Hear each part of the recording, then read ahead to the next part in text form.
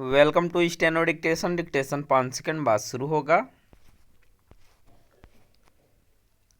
Start. Supreme court ने Delhi NCR में प्रदूषण की रोकथाम में सुस्ती पर फिर से नाराजगी जताई और यह कहा कि कोई काम नहीं हो रहा है। उसने अपने पहले के आदेश में कुछ संशोधन किए और पुराने वाहनों को दंडात्मक कार्रवाई से मिली छूट भी समाप्त की।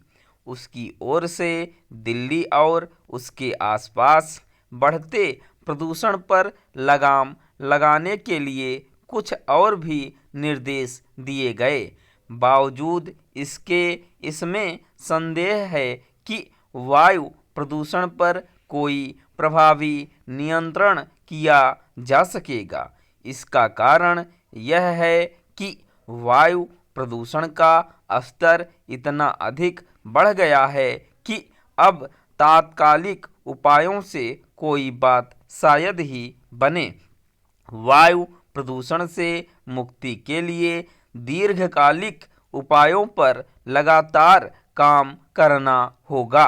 बीते कुछ वर्षों से हो यह रहा है कि जब वायु प्रदूषण सिर उठा लेता है तब उससे निपटने के प्रयत्न किए जाते हैं। प्रतिवर्ष सर्दियां शुरू होते ही दिल्ली और उसके आसपास के इलाकों में वायु प्रदूषण का एक कारण इस क्षेत्र की भौगोलिक स्थिति भी है, लेकिन उसका तो कुछ किया नहीं जा सकता। जो किया जा सकता है वह यह है कि प्रदूषण के सभी कारणों के निवारण पर एक साथ गंभीरता से ध्यान दिया जाए। दिल्ली और उसके आसपास प्रदूषण के बड़े कारणों में वाहनों का उत्सर्जन और सड़कों एवं निर्माण स्थलों से उड़ने वाली धूल है। वाहनों के विषाक्त उत्सर्जन का मूल कारण ट्रैफिक जाम के चलते उनका अत्यंत धीमी गति से चलना है। न तो ट्रैफिक जाम का कोई समाधान खोजा जा पा रहा है और न ही सड़कों एवं निर्माण स्थलों से उड़ने वाली धूल का निदान हो पा रहा है।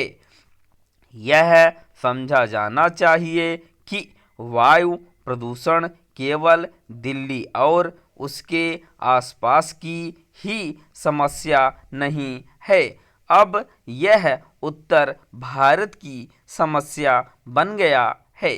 सच तो यह है कि ठंड के मौसम में स्वच्छ वायु अब देश के चंद हिस्सों में ही उपलब्ध होती है।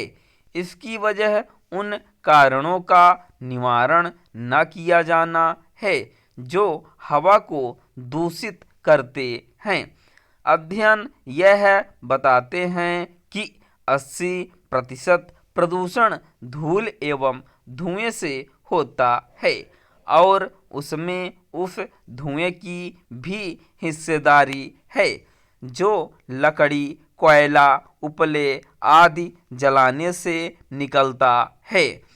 समस्या यह है कि कोयला, लकड़ी और उपलों को ना जलाया जाए, इसके लिए कोई उपाय नहीं किए जा पा रहे हैं।